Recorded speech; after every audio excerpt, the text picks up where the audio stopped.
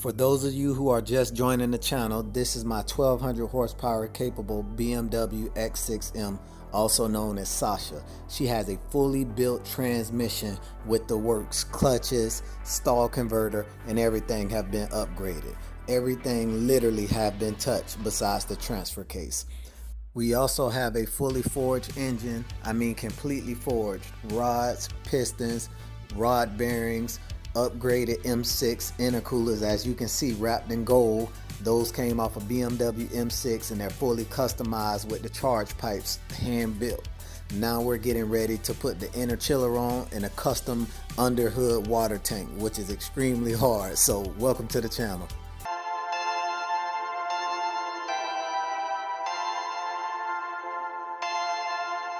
Perfect.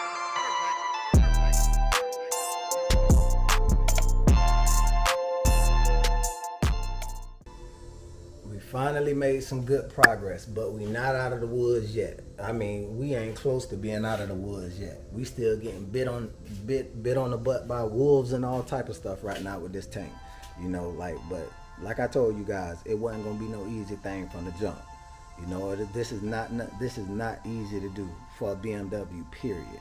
Especially with zero room and zero space under the hood. It's barely enough room to do a simple tune-up.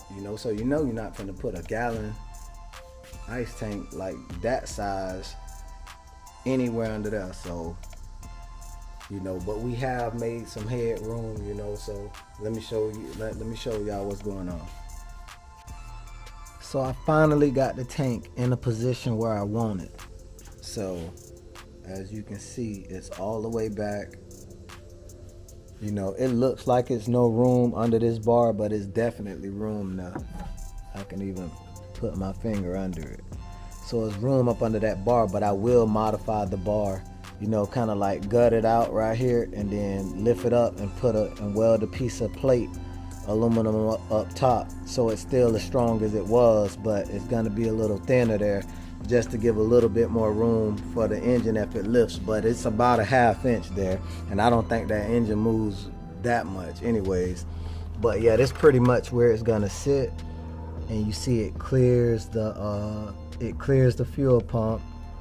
It clears the right here. It's a big gap here, about at least an inch here, from the strut tower. So it's not going to hit the strut tower. It's not hitting any fuel lines or any fuel pumps, and it's not going to sit directly on top of the coil packs. It's going to be lifted a little, and it's going to bolt into the original spot here and the original spot back there. So it's going to have two mounting points on that side, and I might put a little brace from the top that goes down to the bottom too. But the brackets that I'm going to mount the tank in is going to be extremely thick, so I don't think it's going to be a problem. I checked for clearance, and I don't know if you can see from here, but I don't want to close it because I have stuff sitting in there. But it definitely clears the hood closing, so that's perfect. But yeah, that's pretty much what the tank's gonna be. And I can turn the tank to where it's pretty much straight in line with the car instead of not at this slight angle. But I didn't want to do that because I would have to run lines through this, through that, through the behind the intercooler, when the actual line comes directly up. This is the feed line here that's going to the tank, and that'll be going up to this top port. It's right in line with where the hose is coming from, so I don't want to angle the tank that way when the hoses are coming from here. I'm trying to make it as easy as possible.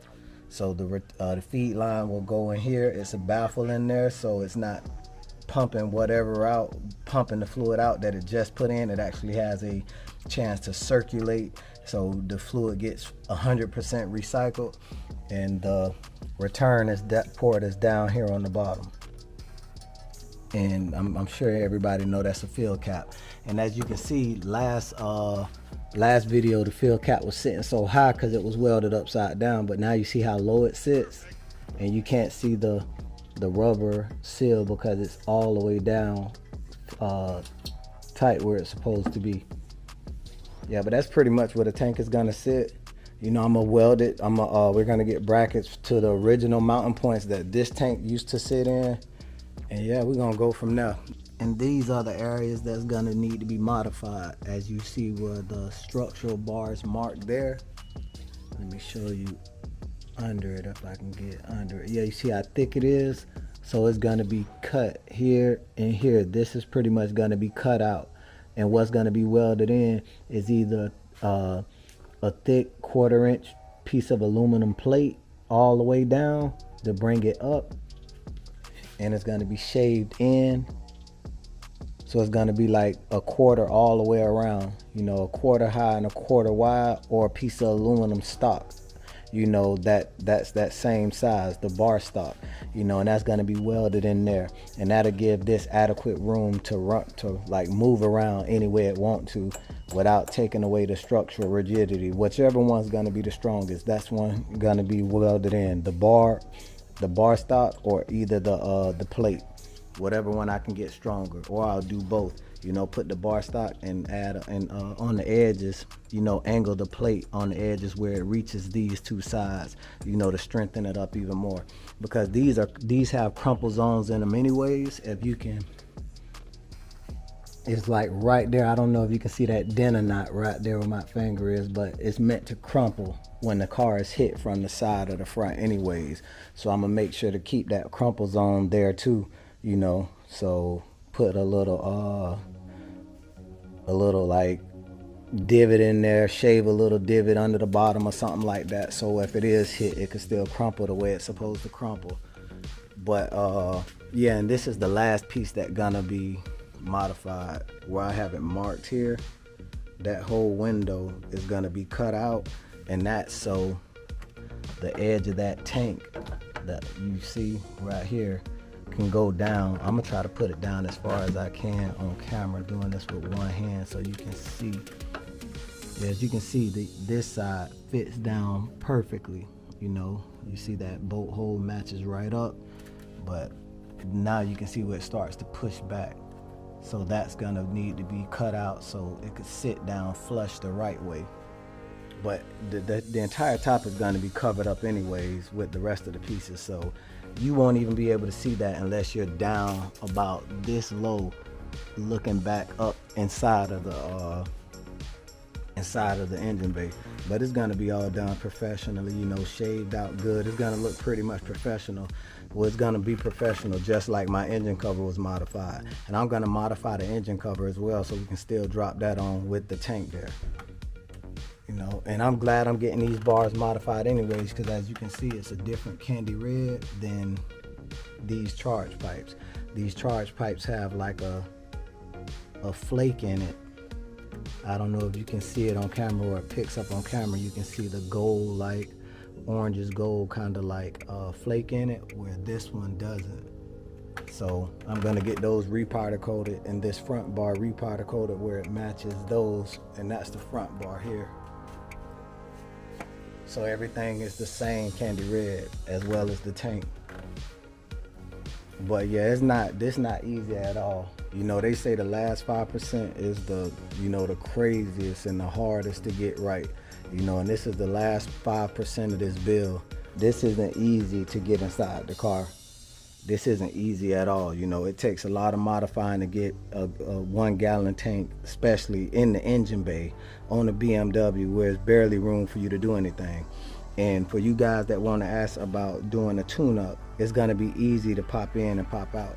You know, like the lines, first of all, are pretty long down there. Like even the factory lines have a bunch of pull in it. You know, so I'll be able to just pull it up and pop it right out. You know, that's how easy it pops in and pops out.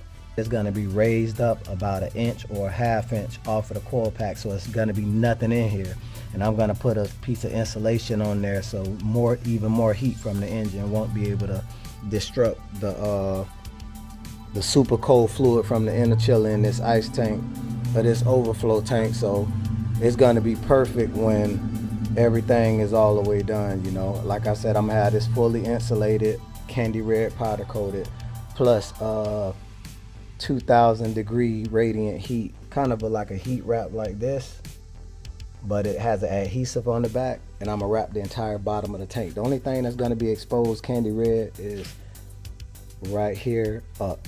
So that's about it. And I'm gonna powder coat the cap black.